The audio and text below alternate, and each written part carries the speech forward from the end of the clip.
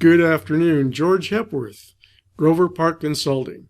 In today's session, we're going to look at a method, not the only method, I'm sure, but one method of validating actions before we attempt to delete existing records. Under the basic methodology, such attempts can silently fail with no feedback to the user if something about that record prevents it from being deleted. That would primarily be a case where we have a related record in a different table which has referential integrity implemented on it. If we try to delete the parent record and we have referential integrity implemented, we will be prevented from deleting that record if there is a child record already associated with it. As an alternative to that silent failure with no indication to the user what happened, I'm going to show you how we can use an existing methodology we looked at in our last video to provide feedback to the user before they actually attempt to delete that record. Let's take a look. As always, I've opened my 365 account, my Microsoft 365 account, navigated to the Power Apps design interface. I started here with the original production version because I want to show you what I mean by the silent failure to delete by trying to delete a record here. I'll select one of the authors that we already have entered, hit the delete icon, the little trash can, and as you can see, nothing happens.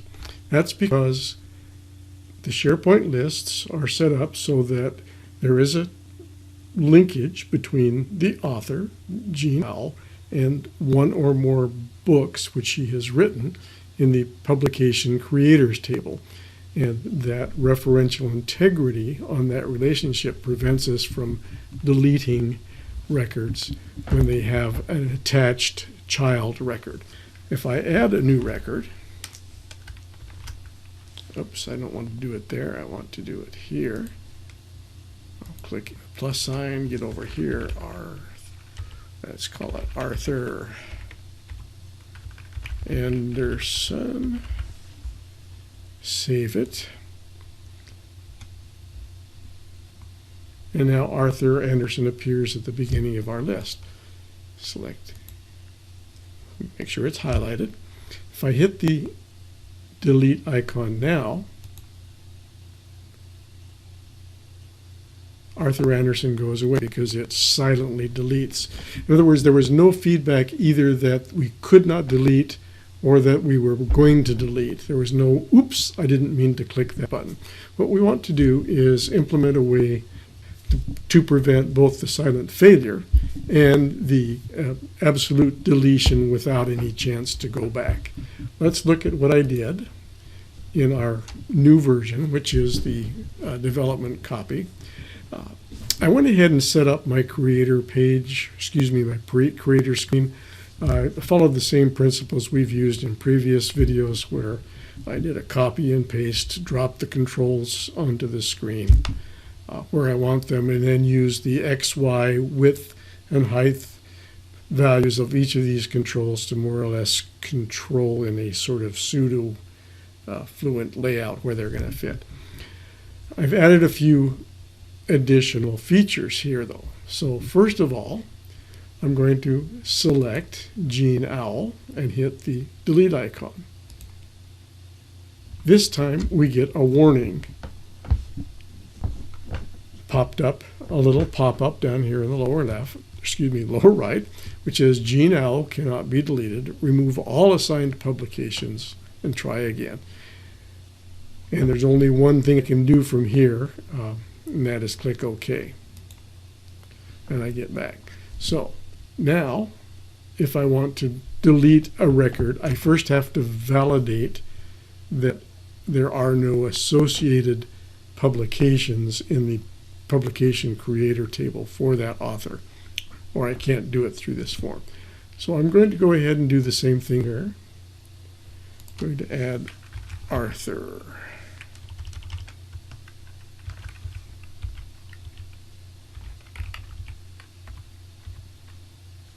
Anderson, and this is in my development copy. Save that, and he should appear now at the beginning of the list. And this time, when I click the delete icon, I get my pop-up, which we showed you in the previous video. It says delete yes or no. Yes, I want to delete, or no, cancel. If I click no, cancel, I go back and continue. If I click yes, delete, now I have confirmed that this is a thing I really want to do, that it wasn't a mistake, and when I click yes, delete, it goes ahead and removes Arthur Anderson from my list. Let's take a look now at the code which makes those two things happen. We'll leave play mode by closing the runtime screen, and now we're looking at the the screen in design mode. Let's look at the code behind the delete icon. Drop it down. We can see there are two basic components to it. In the first step, we create a little collection called Pub Creator by doing a clear collect that empties and rebuilds the collection every time. Then we refill that with those records from the publication creator table. This is the table where we match one ID from a publication with one ID from an author. Wherever the creator ID that we're looking at matches the creator ID in that publication creator table, we're going to filter those records and bring them back into this collection. var creator is the creator records currently selected in this gallery. Once we have our collection built, we count the rows in it. We are going to do one of two things. If there is one row or more than one row in this collection, that means we do have an existing creator-publication relationship, and we cannot delete that creator yet without first deleting that relationship. So we update our context. We do the update context command to change the status of existing pub author to its reverse. We say this flip the value from true to false or from false to true. If there are no records in the publication creator table, it means we're looking at an orphaned creator or orphaned author, someone who doesn't have any books yet associated to them. Then we update the context on our delete confirm author variable, and again flipping it from true to false or from false to true. This allows us to show either one of two additional objects on our screen. We're either going to show the one that says you can't do this because you have existing child records, or we're going to show the one that says confirm yes or no you want to do it. Let's run it again so that I can get to these more. It's easier to see these if I actually need to select the record, make sure it's selected, hit the, and now I've got my pop-up, so I can leave play mode and I can look at this pop-up. So it consists of a rectangle. It has a background which is faded out so that it looks like the screen behind it is faded out, but it's actually this rectangle lying over the top of it. On that rectangle there are two additional controls. This little label, which takes whatever the creator's name and concatenates that into this little error message and says I can't do that because there's someone, there is a book associated already with this author. And then of course this one, which simply flips the existing pub author variable back to the state that it was before. Update context just flips the variable back and forth between its two values. The visible property of each of these objects is how we control what happens. This control, this little button, is visible if var existing pub author is true. If it's false, then this button is not visible. The same is true for this control, where visible is equal to the value of this var existing publisher author, and the screen overlay, the background screen, has the same visible property. Let's go back and click OK. I'm going to put back in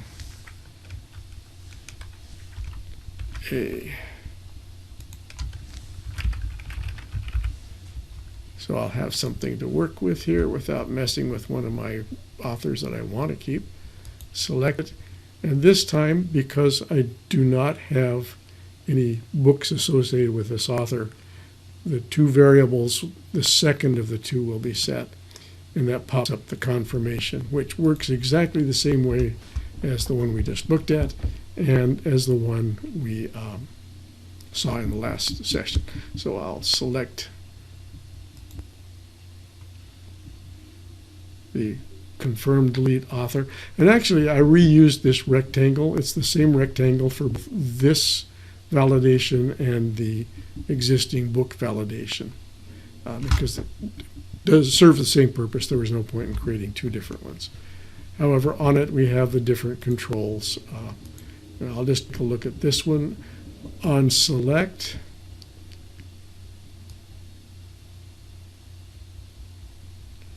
it does the remove, and this is the remove action, which just silently, without any warning, goes out and takes that record out of the table. And then we rebuild our collection of, in this case, we're rebuilding the collection of publications. I'm not sure why I'm doing that here. I may have an error here. I have to validate whether I'm doing that. It gives me a good opportunity to comment about something I raised in a prior video, which is that because we don't have the ability to consolidate code into like a general module, I end up copy paste back and forth to get code. And I think this is a case where I may have actually copied more code than I need, but I will have to validate it. It's the downside of this kind of low-code, non-modular approach to coding. And the last step, again, is to flip the value of our variable back to where it was, so that our controls within the delete function become invisible again. No cancel, all that does is flip the value of that variable, and of course they all have the visible property set to the value of the variable. This is the delete confirm author variable. The other one is the existing author variable. That's really all there is to this particular function. I think it's much more usable, much more user-friendly to have these pop-ups giving information to the user as they go. There are other ways to do this, and perhaps in the next video or one of the future videos, I will come back and talk a little bit more about some of the ways that you can do similar things using built-in functions within the Power Apps environment. I particularly like this because, as I say, it avoids that little notification line which just appears across the top of the screen and is not very noticeable. This is very much noticeable and very much like the experience that someone coming from an Access development environment will recognize and be familiar with and comfortable with. And for those reasons, I prefer it. I think that'll do it for today. We've, again, set up the form. I didn't show you that, but it's there. I've showed you how we do our confirmations for yes, no, I do delete, want to delete, no, I don't want to delete, and also a warning that you cannot delete a record leaving an orphan in a child table. If you have learned something, or if you've enjoyed this video, or if you found it useful, I'd appreciate it if you would both subscribe to my channel and hit the like button. Provide feedback in the comments on anything that you want to see more in depth, or anything that you think might benefit from additional clarity, or a revisit in a future video. Thanks, and I'll see you next time.